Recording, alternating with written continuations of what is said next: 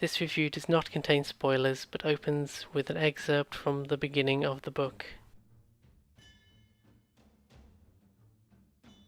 It was a dark, blustery afternoon in spring, and the city of London was chasing a small mining town across the dried-out bed of the old North Sea. In happier times, London would never have bothered with such feeble prey.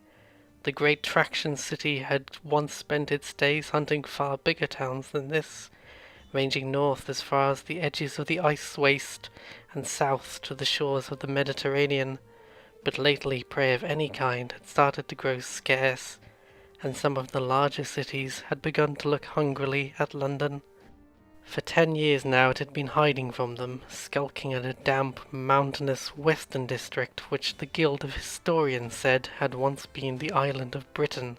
For 10 years it had eaten nothing but tiny farming towns and static settlements in those wet hills. Now at last the Lord Mayor had decided that the time was right to take his city back over the land bridge into the great hunting ground. It was barely halfway across when the lookouts and the high watchtowers spied the mining town, gnawing at the salt flats 20 miles ahead. To the people of London it seemed like a sign from the gods, and even the Lord Mayor, who didn't believe in gods or signs, thought it was a good beginning to the journey east, and issued the order to give chase. The mining town saw the danger and turned tail, but already the huge caterpillar tracks under London were starting to roll faster and faster. Soon the city was lumbering in pursuit, a moving mountain of metal which rose in 7 tiers like the layers of a wedding cake, the lower levels wreathed in engine smoke, the villas of the rich gleaming white on the higher decks, and above it all the cross on top of St. Paul's Cathedral glinting gold 2,000 feet above the ruined earth. Mortal Engines is a book series I vividly remembered reading as a teen, but I barely thought about it and most of the details escaped me. Then last year, long after the book's debut, a big-budget film adaptation tragically flopped in the box office despite being a fun and mostly faithful introduction to an awesome universe. As a direct result of this injustice, I ravenously devoured the audiobook versions to remind myself how good Philip Reeve's world of Predator Cities truly was. Nostalgia notwithstanding, these books totally hold up. Never mind the young adult label. Mortal Engines presents a strange but coherent vision of a distant future where humanity has survived a self-induced calamity by hunting each other in monstrous wheeled cities. The original book revolves around London, the first of the traction cities, as its fanatical mayor spearheads a journey into the great hunting ground of Eastern Europe in search of new prey.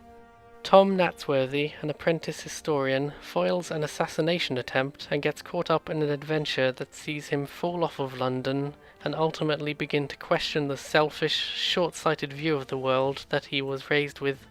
All the while, London powers ahead, its true objective a mystery, and an ancient cyborg warrior picks up Tom's trail. A lot of readers seem to struggle suspending their disbelief at the image of cities on wheels pursuing and devouring each other, but Philip Reeve goes to such lengths to give an idea of how the freakish machines work. I love all the description of their roaring engines, their rumbling deck plates, and the way they churn up and pollute the land in their wake. We also see the sort of mindset required to believe in their philosophy of municipal Darwinism, and there are some true scientific atrocities going on in the underbelly of London. It's pretty clear within a couple of chapters that London isn't the paradise that its ruling class like to paint it as, and I'm still surprised to see some dark and mature themes being explored so confidently. This is young adult fiction that doesn't pull punches, and after recently experiencing the glacial pace of the Lord of the Rings books, I'm very appreciative of an author who can paint a vivid and deep picture of a world in just about 300 pages.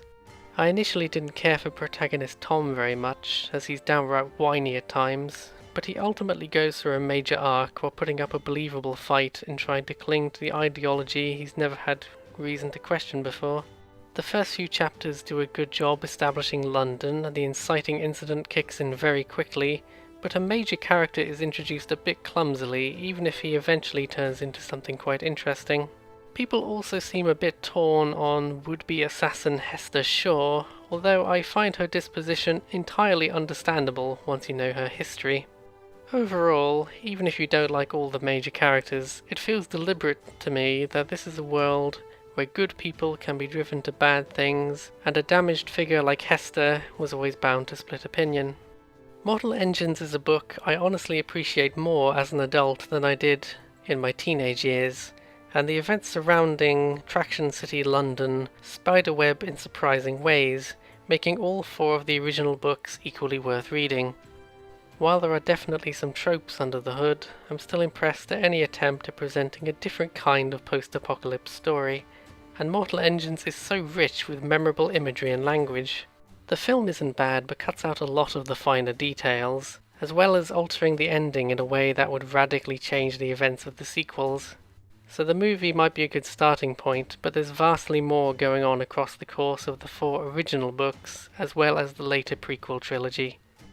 Municipal Darwinism is a silly concept, but Philip Reeve is well aware of that, and as the real world becomes increasingly anxious about the looming threat of self-inflicted environmental disaster, these monstrous metal mountains of Mortal Engines almost start to seem too real. Just like in the books, humanity has to ask ourselves, are we doomed to keep making the same mistakes?